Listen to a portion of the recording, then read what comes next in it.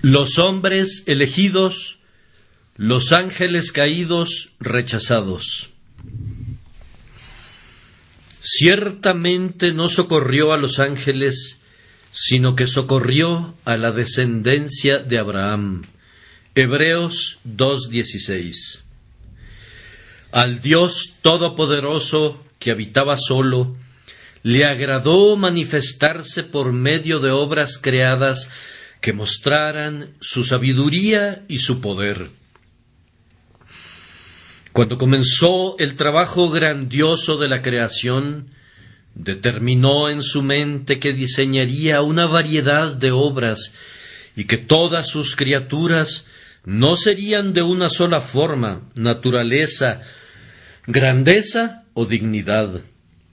Así, él hizo a unas granos de polvo y a otras montañas de estupenda magnitud. Él creó a unas gotas y a otras océanos, a algunas grandes colinas y a otras valles. Aun en sus obras inanimadas, él mantuvo una grandiosa variedad. Él no le dio a todas las estrellas la misma gloria, ni tampoco a todos los mundos la misma magnitud.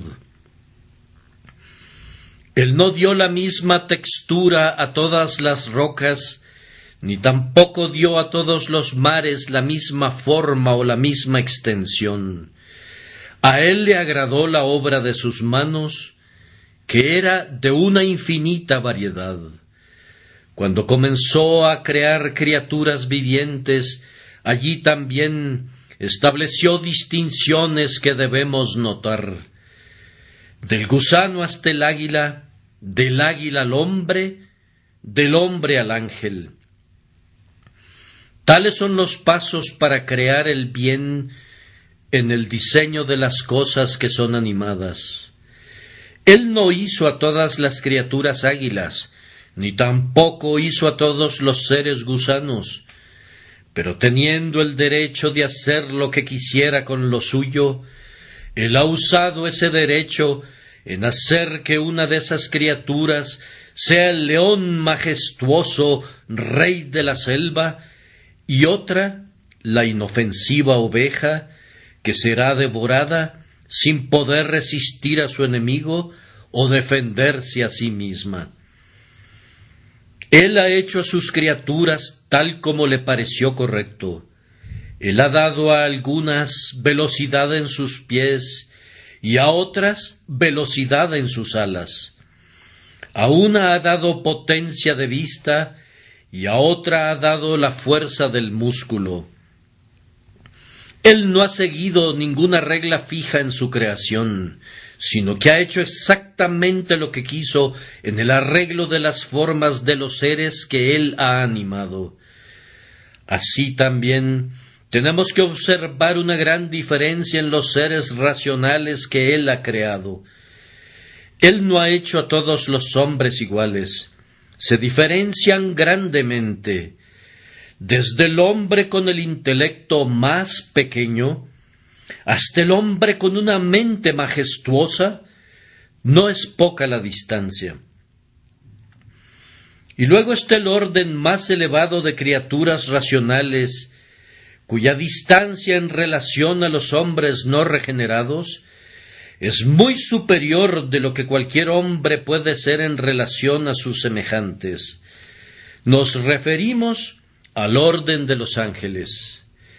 Y al hacer a los ángeles y a los hombres, Dios otra vez ha ejercido su propio derecho de hacer lo que quiera, hacer exactamente lo que quiera con lo suyo.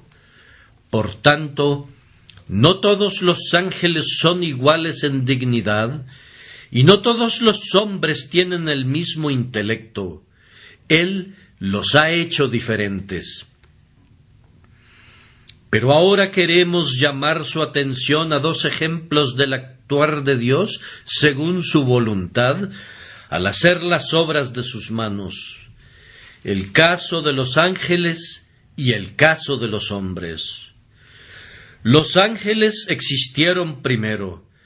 Dios los creó y quiso darles un libre albedrío para hacer lo que ellos quisieran.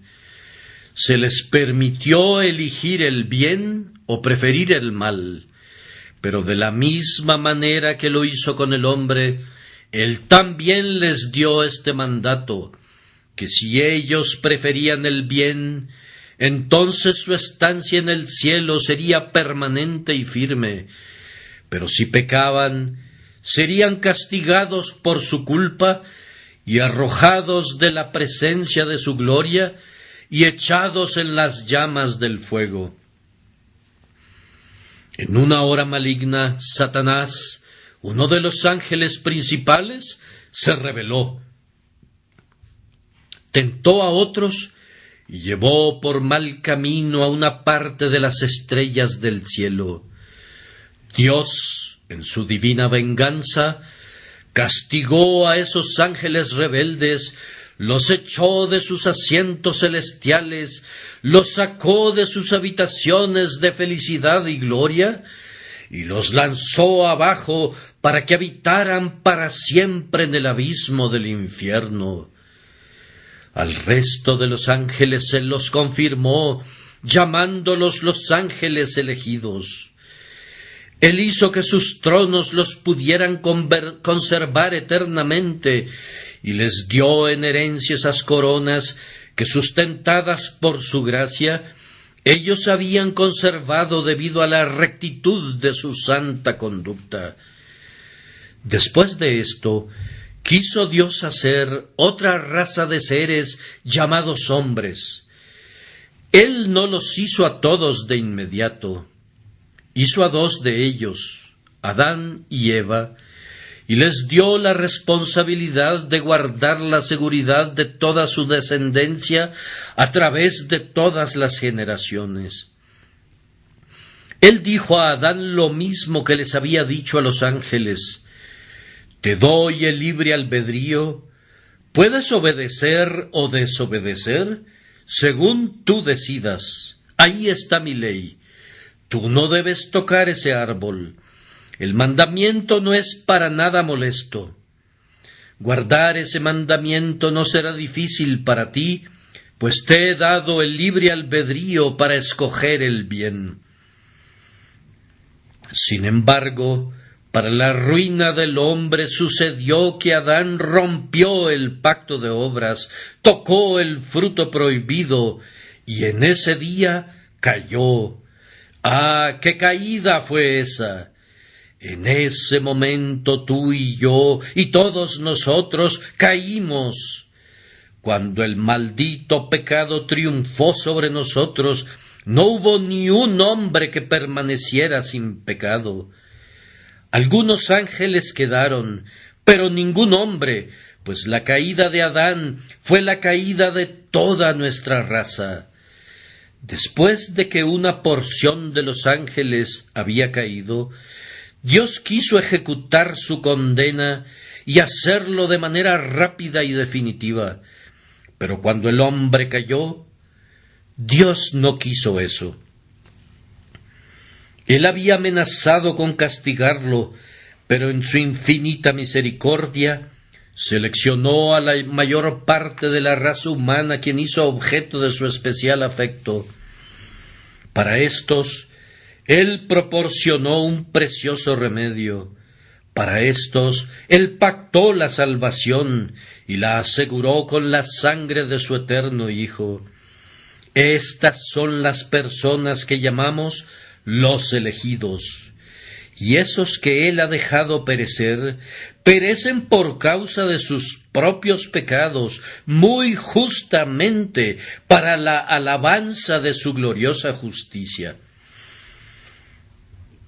Ahora, aquí ven la soberanía divina que Dios eligió poner tanto a los hombres como a los ángeles sobre el fundamento del libre albedrío.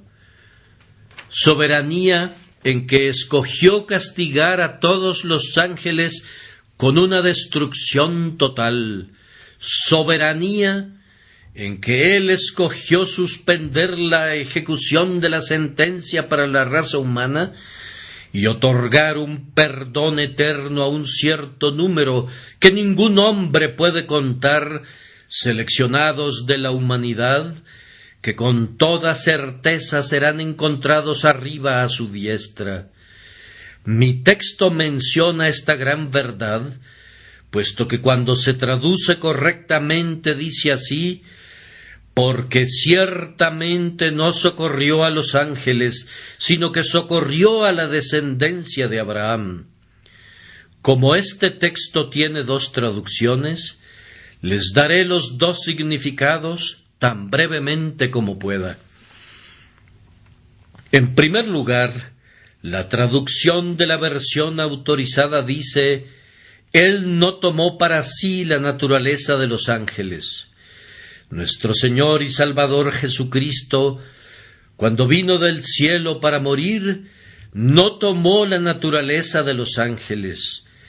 Hubiera sido una humillación más grande que si un serafín se hubiera convertido en una hormiga, que el todopoderoso Hijo de Dios se hubiera vestido aún con las ropas del arcángel Gabriel. Pero su condescendencia le dictaba a él que si se iba a humillar, él llegaría hasta lo más bajo, que si se iba a convertir en una criatura, él no se convertiría en la criatura más noble, sino en una de las más innobles de los seres racionales, es decir, un hombre. Por lo tanto, él no se inclinó al estado intermedio de los ángeles, sino que se rebajó a lo más bajo y se hizo un hombre. Pues ciertamente no vino en auxilio de los ángeles, sino de los descendientes de Abraham.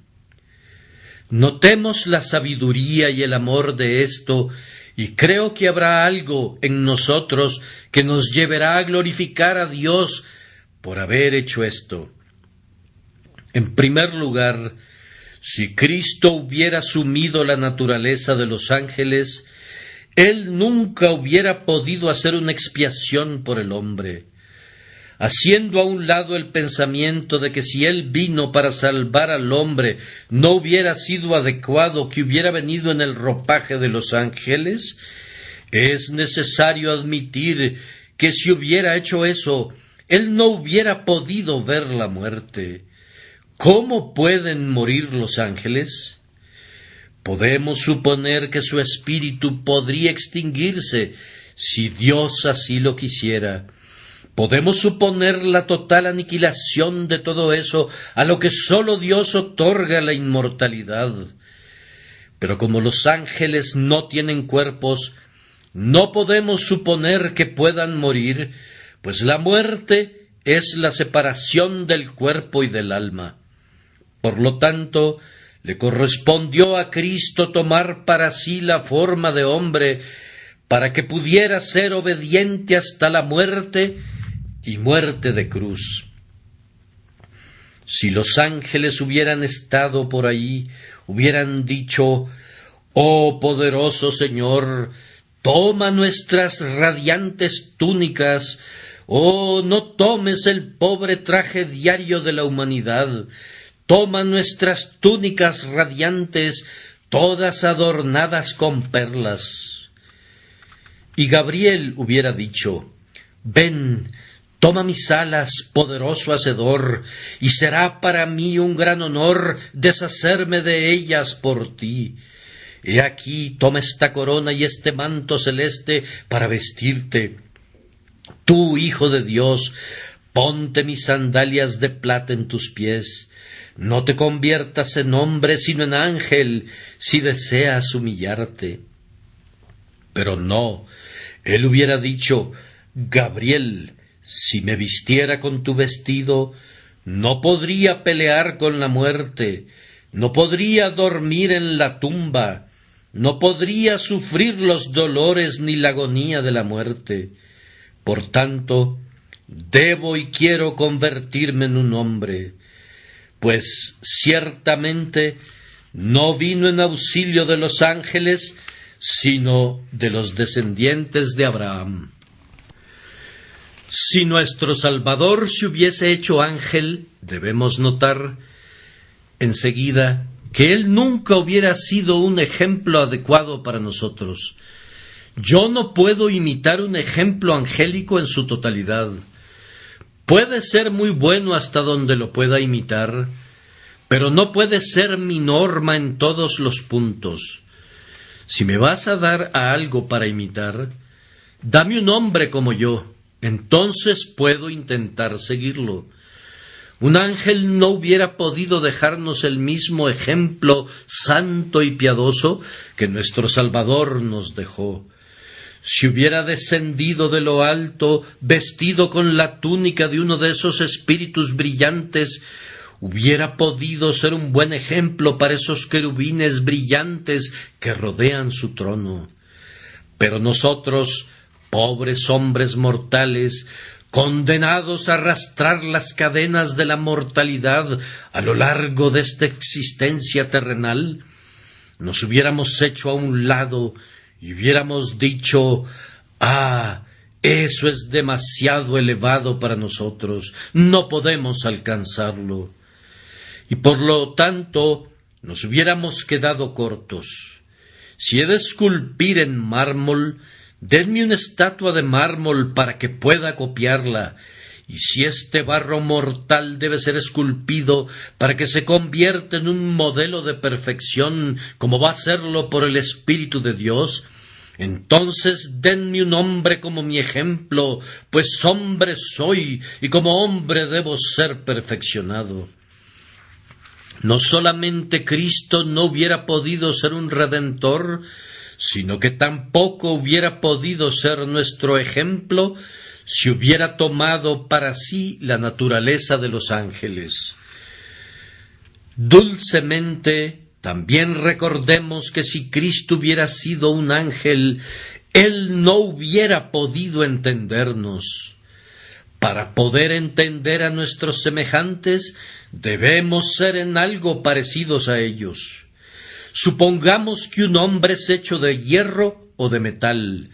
¿Podría esta persona entender a nuestros cansados pulmones o a nuestros huesos adoloridos? Si se le habla a este hombre de alguna enfermedad, ¿podría entenderla? Yo no lo quisiera tener por enfermero. No podría tener a ese hombre como mi médico. Él no podría sentir como siento yo. Él no me podría comprender. No, incluso nuestros semejantes no pueden entendernos a menos que hayan sufrido como nosotros. He oído de una dama que nunca conoció la pobreza en toda su vida, y por consiguiente ella no podía comprender a los pobres. Ella oyó la queja de que el pan estaba extremadamente caro cuando costaba 14 centavos una rebanada. «Ah», dijo, «no aguanto a la gente pobre quejándose de lo caro del pan. Si el pan es tan caro, que vivan de migajas de a centavo. Siempre son lo suficientemente baratas». Ella no conocía la pobreza y por lo tanto no podía condolerse de ellos. Ningún hombre puede sentir gran compasión por otro a menos que haya estado de alguna manera en la misma posición y haya soportado los mismos problemas. Era necesario para él entonces, que debía ser hecho en todos los puntos como sus hermanos, para que pudiera ser un confiable sumo sacerdote. Pues no tenemos un sumo sacerdote que no puede ser tocado con el sentimiento de nuestras debilidades, pues él fue tentado en todos los puntos como nosotros lo somos, pero sin pecado. Pero si él hubiera sido un ángel, ¿qué comprensión hubiera podido tener de mí? Supongamos que debo decirle a un ángel que apenas puedo resistir mis corrupciones. El ángel me miraría y se preguntaría qué es eso que le estoy diciendo. Si le tuviera que decir que me parece que este mundo es un desierto lleno de aullidos salvajes, ¿Cómo podría creerme, pues nunca ha oído un aullido? Sus oídos solamente han sido saludados por arpas de oro y dulces sinfonías corales de alabanza. Si le tuviera que decir que me resulta difícil mantenerme en mi camino y mantenerme cerca de mi Salvador, el ángel solamente podría decir: no te entiendo, pues yo no soy tentado como tú. No tengo una naturaleza obstruida que reduzca mi fervor ardiente, sino que, en día sin noche, con infatigables alas, rodeo su trono regocijándome. No tengo tampoco ni el deseo ni la intención de separarme de mi gran Hacedor. Ahí ven ustedes la sabiduría del Salvador. Él se haría hombre y no ángel. Una vez más, Cristo se hizo hombre y no ángel, porque Él deseaba ser uno con su querida Iglesia. Cristo fue prometido a su Iglesia antes que el tiempo comenzara, y cuando vino al mundo, Él prácticamente dijo: iré contigo, mi novia, y me voy a deleitar en tu compañía. Las ropas de un ángel no eran el vestido de bodas adecuado para mí. Si he de ser hueso de tus huesos y carne de tu carne, estoy asociado a ti por una unión firme y fuerte. Yo te he llamado mi deleite, pues mi deleite está en ti, y he dicho: tu tierra será llamada desposada, esto es, casada. Pues bien, si estoy casado contigo, viviré en la misma condición que tú. No es adecuado que el esposo viva en un palacio y que la esposa deba vivir en una cabaña. No sería adecuado que el esposo se ponga ropas espléndidas y la esposa lleve prendas baratas. No, le dijo a su Iglesia, si tú morases en la tierra, yo también lo haré. Si tú morases en un tabernáculo de barro, yo haré lo mismo. Sí, dijo el Señor, con ella iré, a través de todas las profundidades de cuidados y de sufrimientos, y en la cruz aún me atreveré a llevar las amargas punzadas de la muerte. Cristo no podría ser diferente de su Iglesia. Tú sabes que Él no estaría en el cielo sin ella. Por lo tanto, Él hizo ese largo viaje para redimirla y visitarla, y cuando Él vino con esta buena misión, Él no aceptó que ella fuera hecha de barro y que Él no fuera hecho del mismo material. Él era la cabeza, y no era aceptable que la cabeza hubiera sido de oro y el cuerpo de barro. Eso hubiera sido como la estatua de Nabucodonosor, que debe romperse, pues los hijos fueron participantes de carne y sangre. Él debe también tomar parte en lo mismo, pues Él se hizo perfecto a través del sufrimiento, pues Él era el capitán de nuestra salvación. Así, una vez más, vemos su amor y su sabiduría, que, pues ciertamente, no vino en auxilio de los ángeles, sino de los descendientes de Abraham. Otra vez, si Cristo no hubiera tomado para sí mismo la naturaleza de hombre, entonces ser hombre no hubiera sido tan honorable o tan confortable como es. Considero que ser un hombre cristiano es ser la cosa más grande que Dios ha hecho. Pequeño como soy, puedo decir de mí mismo, si soy un hijo de Dios, que estoy cerca de mi Hacedor. Hay una distancia infinita, tremenda e inmensurable, pero salvo Cristo Jesús, no hay ningún ser entre el hombre y Dios. En cuanto a un ángel, él es menos que un hombre redimido. ¿No son todos espíritus ministradores enviados para servicio a favor de los que serán herederos de la salvación? Sin duda alguna, el menor sirve al mayor y el mayor no debe servir al menor. Por lo tanto, los ángeles son menos que el hombre, pues ellos nos ministran. Ser hombre es una cosa noble, pues Dios se vistió como hombre. Ser hombre es una cosa gloriosa, pues fue el vestido del Eterno. Dios fue hecho carne y moró entre nosotros, por lo tanto, la carne es dignificada y glorificada. Como dije, no sería tan confortable ser un hombre si Cristo no hubiera sido un hombre. Como sé que debo morir, mi consuelo es que voy a resucitar. Pero yo no habría tenido ese consuelo si Cristo no hubiera sido un hombre y si Él no hubiera muerto y resucitado. Oh muerte, he visto a menudo tu prisión y he pensado, ¿cómo puede ser que alguien escape de allí? Los muros son gruesos y contra la puerta hay una pesada roca. Está sellada con firmeza y hay vigilantes custodiándola. Oh muerte, ¿dónde está el hombre que puede romper tu sepulcro o abrir tu puerta? Tus barras de hierro, oh muerte, no pueden ser limadas por mortales, y tus cadenas son muy pesadas para que sean rotas por lo finito. Pero me consuelo, porque hubo un hombre que rompió los lazos de la muerte, hubo uno que rompió las cadenas, cortó las barras de bronce, abrió las puertas y caminó triunfante hacia el cielo.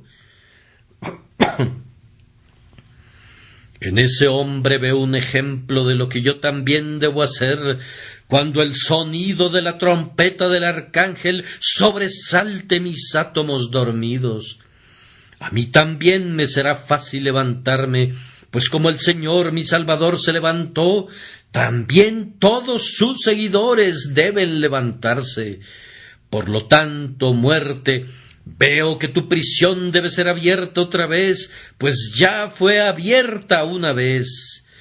Veo tu gusano como una cosa muy pequeña que debe soltar a su presa y devolver la carne de que se alimentó.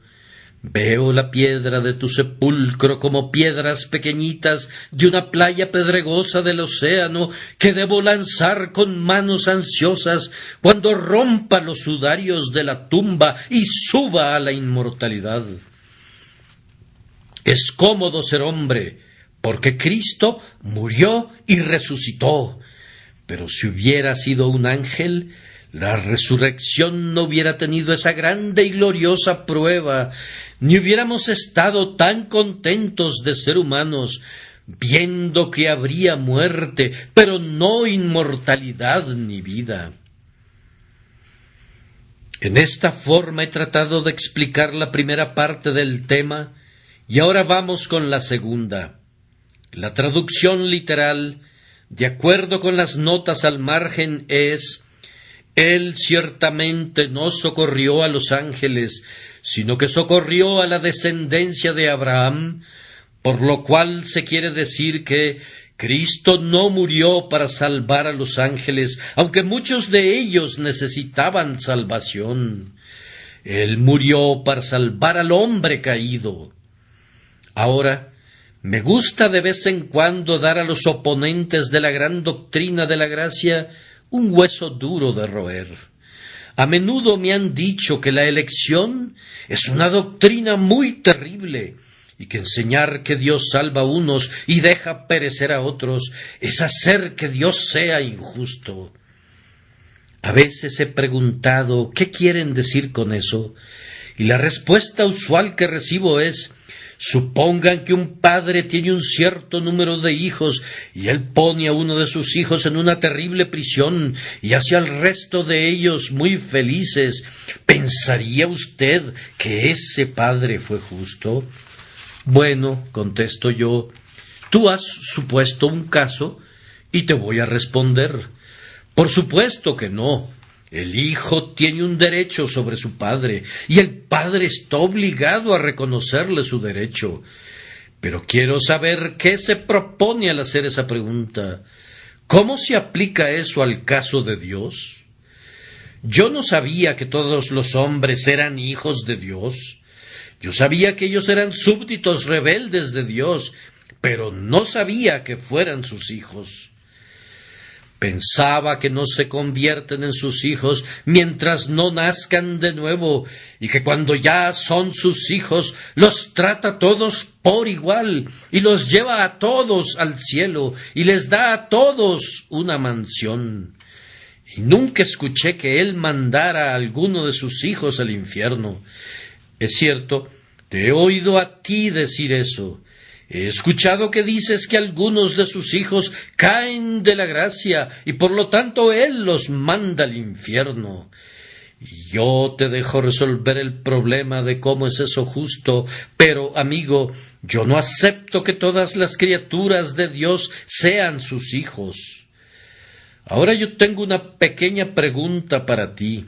¿Cómo explicas que los demonios y los ángeles caídos estén todos perdidos y, sin embargo, de acuerdo con tu propia demostración, todos los hombres caídos tienen una oportunidad de ser salvos?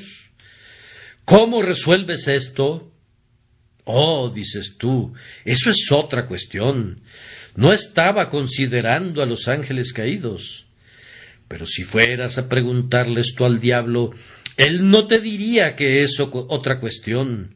Él te diría: Señor, si todos los hombres son hijos de Dios, todos los demonios igualmente lo son. Estoy seguro que ellos deben de estar en la misma situación que el hombre, y un ángel caído tiene tanto derecho de llamarse uno de los hijos de Dios como un hombre caído. Me gustaría que le contestes al diablo acerca de ese tema bajo tu propia hipótesis.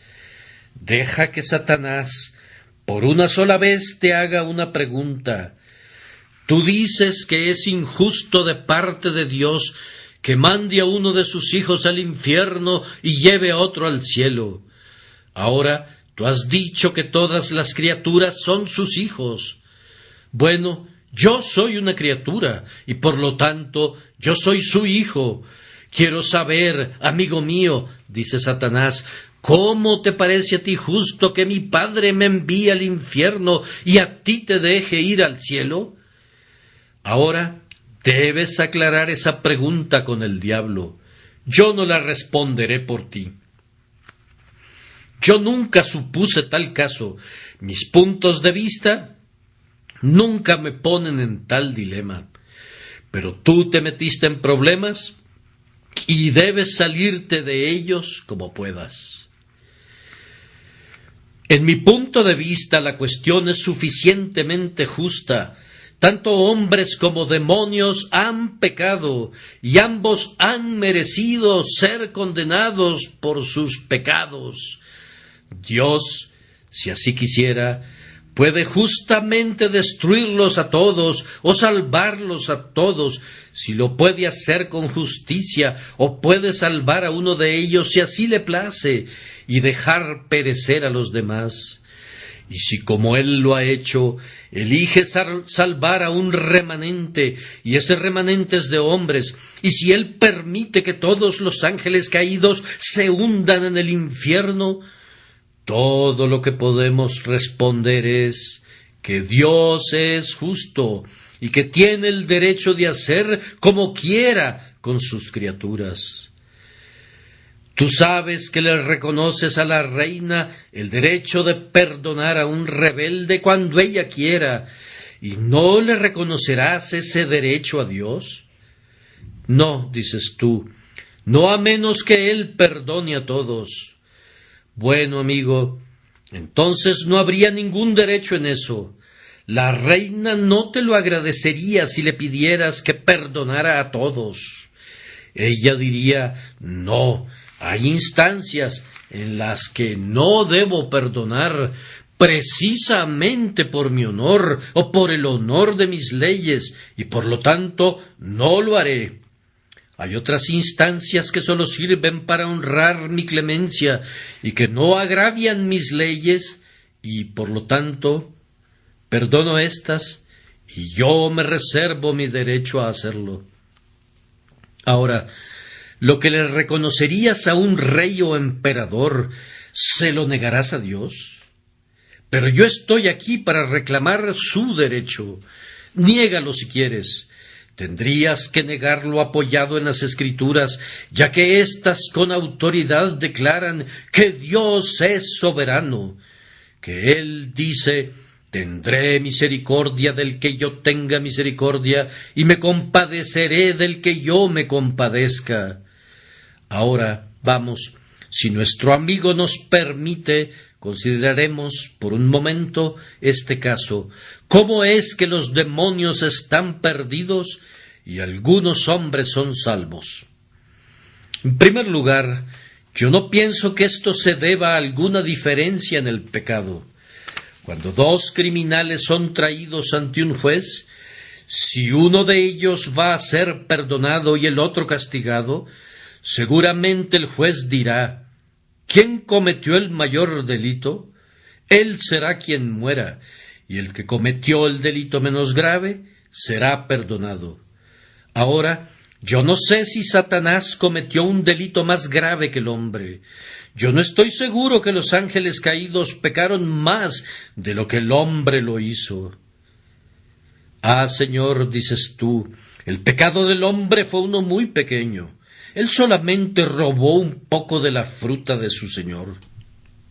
Ah, pero si eso hubiera sido una cosa tan insignificante de hacer, ¿qué cosa tan insignificante hubiera sido no hacerlo? Si fuera una cosa tan insignificante, cuán fácilmente él la hubiera podido evitar. Y entonces, puesto que él lo cometió, se convirtió en el mayor pecado. Ah, dices, pero Satanás era orgulloso, y los ángeles caídos fueron orgullosos. ¿Y no estás tú inclinado de manera muy tolerable en la misma dirección, amigo mío? De cualquier modo Adán lo fue. Pero tú dices: Satanás fue rebelde. Bueno, si tú no fueras rebelde, no hablarías así. Si no te hubieras rebelado contra Dios, tú no te pondrías a negar su soberanía. Pero dices: el diablo fue un mentiroso desde el principio. Me pregunto desde cuándo hablas con la verdad, amigo mío. Tú sabes mentir tan bien como él, y aunque no hayas desarrollado tu pecado tanto como lo han hecho los ángeles caídos, si Dios te dejara solo y te quitara el freno, me pregunto cuál sería la diferencia entre el diablo y tú. Yo creo que si a los hombres se les dejara hacer todo lo que quisieran y no hubiera gobierno sobre ellos, irían más lejos aún que Satanás. Miren a Robespierre en Francia, contemplen los hechos del reino del terror, vuélvanse a los países sin Dios. No me atrevo a mencionar qué vicios tan abominables, qué pecados de lujuria son cometidos allí en público. Traigo a su memoria a Sodoma y a Gomorra y les pregunto en qué se puede convertir el hombre. Y yo les respondo que estoy seguro que un hombre puede volverse tan vil como un demonio si la misericordia restrictiva de Dios le fuera quitada. En todo caso digo que el pecado de Adán fue tan grande como el de Satanás. Ah, dices tú, pero Adán fue tentado a hacerlo. Sí, esa fue una excusa, pero también fue tentada la mayor parte de los demonios. Es cierto que Satanás no fue tentado. Él lo hizo porque quiso hacerlo. Pero él tentó a los otros espíritus, y por lo tanto, la excusa que sería válida para el hombre, también sería válida para la gran mayoría de los espíritus caídos. ¿Y por qué Dios no seleccionó entonces a un grupo de esos espíritus para salvarlos? Yo respondo que nunca podrías encontrar una razón excepto esta. ¿No me es lícito hacer lo que quiero con lo mío? Y nosotros debemos caer sobre nuestros rostros y admirar hasta quedar sin aliento la infinita soberanía que desechó a los ángeles y salvó al hombre.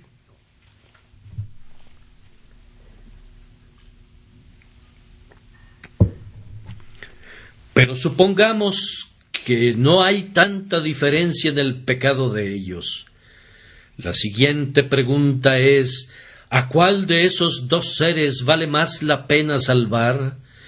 ¿Cuál es la criatura más valiosa? ¿Cuál serviría más a su Hacedor si su Hacedor la perdonara? Y yo reto a cualquiera de ustedes a sostener que un hombre pecador es una criatura más valiosa que un ángel. Ah, si Dios hubiera buscado ganancia, hablando desde la perspectiva del hombre, sería más rentable para él salvar a un ángel. ¿No podría el ángel perdonado servirle mejor que el hombre perdonado? Si yo sirvo a Dios día tras día, debo descansar por la noche, pero los ángeles sirven días sin noche en su templo. Mi celo puede ser muy intenso, pero mi cuerpo se cansa. Pero los ángeles no conocen el cansancio. Y si soy salvo, yo seré un pobre cortesano que estará alrededor de su trono. Pero aquel brillante serafín caído, si hubiera sido perdonado, hubiera hecho una muy buena decoración para adornar los salones del Todopoderoso. Si yo fuera llevado al cielo, no tengo brillantes honores angélicos, y mi naturaleza aún ennoblecida no sobrepasaría lo que un ángel hubiera sido si Dios lo hubiera decretado así. Pero si Satanás hubiera sido perdonado, ¡oh, qué fuerte hubiera cantado y con qué gloria hubiera marchado a través del cielo para alabanza y gloria de la gracia que le rescató del infierno! Por tanto, si Dios hubiera pensado en su propia ganancia, primeramente hubiera salvado a los ángeles antes que salvar al hombre. Otro pensamiento. A veces la autoridad dirá, bien, aquí hay dos personas que van a ser ejecutadas y queremos salvar a una. ¿Cuál de los dos sería la persona más peligrosa si se le permite que siga siendo un enemigo? Ahora, ¿cuál podría lastimar más a Dios hablando como hablaría el hombre, un ángel caído o un hombre? Yo respondo que el hombre caído puede hacer muy poco daño al gobierno divino comparado con un ángel caído. Un ángel caído es tan sutil, tan poderoso, tan veloz, tan capaz de volar en las alas del trueno, que puede hacer 10 veces más daño a su hacedor, si ciertamente su hacedor puede ser dañado, que lo que podría ser cualquier hombre. Así que si hubiera habido cualquier consideración de este tipo en la mente divina, Dios hubiera seleccionado a los demonios para salvarlos, ya que podrían darle mayor gloria si fueran salvados y hacerle mayor daño si no fueran salvados. Y todavía una consideración más, para mostrarles aún más cuán soberano es el deseo divino en esta materia. A lo mejor pueden decir, si alguien va a ser salvado, que sea salvado quien sea menos difícil de salvar. Ahora, ¿quién podría ser salvado con mayor facilidad, un ángel caído o un hombre caído? Por mi parte, no veo ninguna diferencia, pero si hubiera alguna, me parece que una restauración no causa ni la mitad del daño que una revolución. Y haber restituido a los ángeles al lugar del que habían caído, hablando como un hombre debe hablar, no hubiera sido tan difícil como haber sacado al hombre caído fuera del lugar del que había caído y ponerlo donde los ángeles caídos una vez estuvieron. Si Satanás hubiera entrado al cielo, hubiera sido como una restauración, un viejo rey que regresa a su antiguo trono. Pero cuando el hombre entra allí, es como un rey yendo a una nueva dinastía, un nuevo reino. Es el hombre que entra al lugar de los ángeles, y para eso, tú sabes, debe haber gracia santificante y amor interesado en comprar. Eso pudo haber sido necesario para los ángeles caídos, pero ciertamente no más para ellos que para el hombre caído. Aquí entonces somos traídos de regreso a la única respuesta, que Dios salva al hombre y no a los ángeles, solamente porque así lo decidió. Y les dice a los ángeles que han perecido: no, pero oh Satán, ¿quién eres tú para que alterques con Dios? Dirá el vaso de barro al que lo formó: ¿por qué me has hecho así? Pero tú puedes decir: Dios salvó al hombre porque tuvo compasión de él. Pero entonces, ¿por qué no les tuvo lástima a los demonios? Conozco 2 hombres que viven con muy poco presupuesto a la semana. Uno de ellos me da mucha lástima, pero el otro, que no tiene una mejor situación, me da más lástima porque él alguna vez conoció tiempos mejores. El hombre, es verdad, cayó del Edén, pero Satanás cayó del cielo, y da más lástima debido a la grandeza de su caída. Y por lo tanto, si la lástima fuera la que gobernara, Dios se hubiera decidido en favor de los ángeles caídos y no por el hombre caído. Pero creo que oigo que alguien susurra de nuevo: pero yo no veo esa primera parte. Tú dijiste que a ti te parecía que el pecado del hombre era tan grande como el pecado de Satanás. Bien, ruego que se me dé otra oportunidad para decir otra cosa, que independientemente de qué tan poderosamente sabio tú seas, tú tampoco conoces ninguna diferencia. Pues ¿crees tú que si los pecados fueran diferentes, el castigo sería el mismo? Ciertamente no, dices tú. El castigo debe ser el mismo para el mismo pecado. Bien, pues, los demonios y los hombres deben estar en el mismo infierno, el lago de fuego que fue preparado para que el demonio y sus ángeles estén allí, y que es el lugar al que los hombres son lanzados. Y por tanto te desafío a que pruebes que su pecado no es el mismo. Creo que si no es el mismo en grado, es el mismo en calidad y el mismo en naturaleza. Y por lo tanto, un ángel caído y un hombre caído están en igualdad de condiciones, así que si Dios hace una diferencia, Él hace solamente porque Él quiere hacerla y no da cuenta a nadie de sus negocios. Este es un cuchillo que corta de raíz cualquier cosa que suene a mérito. Le quita a los que creen en el libre albedrío cualquier oportunidad de acusar a Dios de injusticia, pues ¿cómo pueden encontrar que Dios sea injusto si salva a un hombre y no a otro, cuando no se atreven a sugerir en lo más mínimo que Él es injusto al salvar a algunos hombres y dejar que los demonios perezcan? Ahora he acabado el tema y debo hacer una reflexión práctica o algo así, y entonces habré terminado. Algunos pueden protestar contra esta prédica doctrinal y saldrán y me llamarán un antinomiano.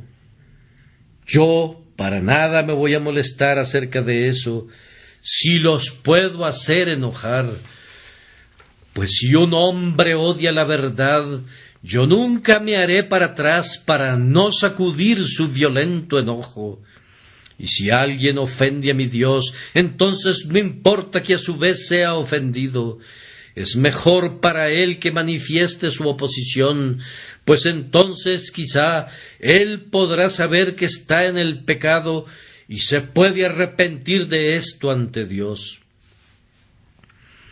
Pero les voy a demostrar que esto es un tema práctico.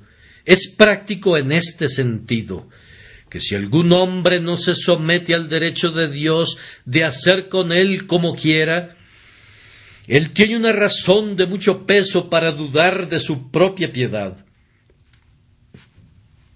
Ahora, no quiero decir nada rudo e intolerante, pero sí quiero decir eso otra vez. Si doctrinalmente lo niegan, prefiero no llegar a ninguna conclusión, pero si en sus corazones sienten odio por esa doctrina de que Dios tiene el derecho de salvarlos o destruirlos, me dan una muy grande causa para dudar que ustedes alguna vez hayan conocido su propia posición a los ojos de Dios. Pues estoy completamente seguro que ningún pecador humilde dudará el derecho que Dios tiene de destruirlo. Y creo que ningún hombre que siente algo de amor hacia sus semejantes, creyendo que Dios tiene el derecho de destruirlo, discutiría con Dios de alguna forma si Él decide salvar a otro que es tan malo como Él mismo. Les digo, es su orgullo que todavía no ha sido humillado lo que da coces contra esta doctrina de la elección. Es su orgullo infernal, nacido del infierno, el que les hace odiar esta verdad. El hombre siempre la ha rechazado y siempre lo hará. Cuando Cristo predicó esta doctrina una vez, ellos querían arrastrarlo al borde de la cima del monte y lo hubieran arrojado de cabeza. Y siempre espero encontrar oposición si hablo con amplitud y claridad. Pero déjenme decirles con toda solemnidad que si ustedes no creen en el derecho que Dios tiene sobre ustedes, me temo que su corazón nunca ha estado bien delante de Dios. Otra conclusión práctica. Si tú crees que esto es verdad, que Dios tiene el derecho de enviar tu alma al infierno y que si salva a alguien más y no a ti, es justo. Si crees que si Él te salva, es un acto de amor soberano que distingue, entonces muestras un espíritu que está muy cerca del reino de los cielos. Yo no creo que un hombre admita esta verdad a menos que haya tenido un cambio de corazón. Puede admitirla en su mente, pero no sentirá que sea verdad a menos que tenga un nuevo corazón y un espíritu recto. No iré tan lejos como para decir que un hombre que cree en la soberanía divina es un cristiano. Eso sería estirar demasiado la verdad. Pero sí digo que si un hombre es lo suficientemente humilde, lo suficientemente manso, lo suficientemente contrito para echarse a los pies del Salvador, con esto no traigo nada en mis manos, yo no tengo justicia ni demandas. Si tú me condenas, serías justo. Si tú me salvas, te lo agradeceré para siempre. Un hombre así tiene que haber tenido un trabajo de la gracia en su corazón para traerlo a esta conclusión. Si puedes decir eso, entonces, pobre pecador, acude a Jesús, porque Él nunca te rechazará. Permítanme contarles una historia acerca del hijo pródigo y entonces llegaré a una conclusión. El hijo pródigo salió una mañana y tuvo un largo viaje por recorrer. Tenía frente a sí una montaña que escalar, llamada la montaña de sus propios pecados e iniquidades. Él apenas había llegado a la cima y se estaba acercando a una torre llamada la Torre del Verdadero Arrepentimiento, cuando su padre, que estaba sentado en el techo de la casa, lo vio. Y cuando lo hubo visto, corrió inmediatamente, y antes de que su hijo llegara a la puerta, el padre cayó sobre su cuello y lo besó. Llevó a su hijo a su casa y preparó un banquete, y festejaron, pero después de que el hijo se había sentado, el padre lo miró y vio que su hijo no comía, y que sus lágrimas rodaban en sus mejillas. «Hijo mío», dijo el padre, «¿por qué no comes? ¿Por qué lloras, hijo mío? Todo este banquete fue preparado para ti». Soltándose en llanto, el hijo dijo: «Padre, ¿me perdonas todo?». «Sí», le respondió el padre, «te perdono todo. Come, hijo mío, no llores». El hijo pródigo prosiguió en su estado. El padre miró a los otros invitados, pero luego, contemplando a su hijo, vio que lloraba otra vez y que no comía. Dijo el padre: «Hijo, ¿por qué no comes? El banquete es solo en tu honor. ¿Por qué lloras, hijo mío?». «Padre», dijo, con las lágrimas rodando en sus mejillas otra vez, «¿me permitirás quedarme aquí?». «Oh, sí, hijo mío», dijo el padre, «come, no llores, tú te quedarás aquí. Eres mi hijo amado». Bien, el hijo pródigo estaba allí, y el padre miró a los otros invitados, pero de vez en cuando volvía la mirada hacia él, y allí estaba su hijo llorando de nuevo. «Mi querido hijo», le pregunta, «¿por qué lloras?». «Oh, padre», dijo él, «¿me vas a permitir quedarme aquí? Pues si no lo haces, sé que voy a huir». «Padre, ¿harás que me quede aquí?». «Sí, hijo mío», dijo el padre, «eso haré. Mi gracia, como una cadena, unirá ese corazón errante a mí». El hijo se limpió los ojos, comenzó a comer y ya no lloró más. «Allí, pobre hijo pródigo, hay algo para ti. Si vienes a Cristo, te quedarás con Él para siempre, y por sobre todas las cosas, Él te guardará allí. Por tanto, gózate, pues aunque Él tiene el derecho de destruirte, recuerda, Él no lo hará, pues su corazón está lleno de amor y de compasión por ti. Solamente ven a Él y serás salvo».